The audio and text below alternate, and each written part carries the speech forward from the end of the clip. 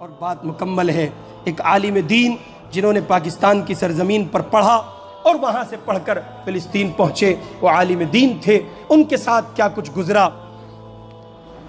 اور نتیجے میں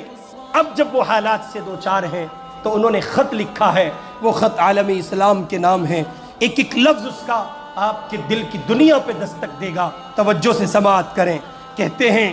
خط کے چھوٹے سے تراشے میں نہیں آئیں گے، خط کے چھوٹے سے تراشے میں نہیں آئیں گے، غم زیادہ ہیں لفافے میں نہیں آئیں گے۔ آگے کہتے ہیں سلامتی ہو تم پر اے دوست،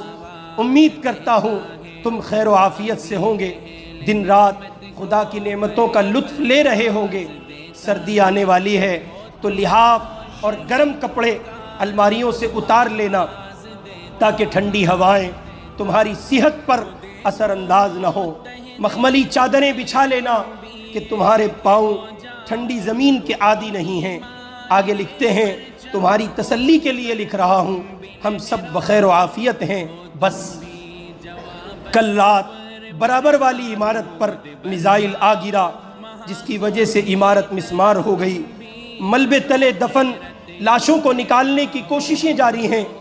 بارود کے کچھ ذرات آنکھ میں لگنے کی وجہ سے میری ماں کی آنکھوں کی بینائی جا چکی ہے۔ آگے کہتے ہیں بھاری ستون کندھے پر گرنے سے میرا ایک بازو تن سے جدا ہو گیا، دوسرے ہاتھ سے تمہارے نام یہ خط لکھ رہا ہوں۔ بابا پڑوسیوں کی خیر خبر لینے گئے ہیں، امید ہے کہ تھوڑی دیر میں ان کا لاشا صحیح سلامت گھر پہنچا دیا جائے گا، اور وہاں پرسوں ہی، اور ہاں آگے کہتے ہیں اور ہاں پرسوں ہی ایک چاند سے بچے نے میری بہن کے گھر جنم لیا، کل سے ہی میرے پہلو میں سویا ہوا ہے، سر کا اگلا حصہ کھلا ہوا ہے جہاں اب کچھ خون جمع ہوا ہے، لیکن آنکھیں نہیں کھول رہا ہے۔ سوچا تھا جب بولنے لگے گا تو پہلے میرا نام پکارے گا، لیکن ابھی تو صحیح سے رونا بھی نہیں سیکھا تھا کہ سو گیا، خیر اٹھ جائے گا ابھی نہیں جب اسرافیل سور پھونکیں گے۔ آگے کہتے ہیں سوچ رہا تھا ماجی کو ہسپتال لے کر جاؤں، لیکن خبر آئی ہے ہسپتال میزائل کے گرنے کی وجہ سے تباہ ہو گیا اور 800 روحیں جسم کی قید سے آزاد ہو چکی ہیں۔ ایک ہفتے سے سبزی اور راشن دینے والا نہیں آیا، سنا ہے اس کے گھر پر بھی بمباری ہوئی تھی اور اس کا خانوادہ اس کے ملبے تلے دفن ہے، ملبے پر کتبہ لگا دیا گیا ہے جس پر لکھا ہے امت محمد کا مقبرہ۔ آگے لکھتے ہیں کبھی فرصت ملے تو فاتحہ پڑھنے چلے آنا۔ خیر یہ تو ہمارے یہاں روز مرہ کا معمول ہے، تم پریشان مت ہونا، اور سنا ہے تم تفسیر قرآن اور احادیث پڑھتے ہو۔ ایک حدیث ہے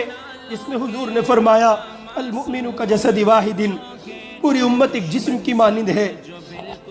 خط کے جواب میں اس کی تشریح ضرور لکھ دینا، دعا ہے کہ تم امن و سلامتی کے ساتھ رہو۔ آگے لکھتے ہیں اچھا سنو، باہر ہیلی کاپٹر کی آوازیں آ رہی ہیں، شاید اب ہمارے گھر کے گرنے کی باری ہے، زندہ رہا تو تمہارے جواب کا منتظر رہوں گا، اور اگر مر گیا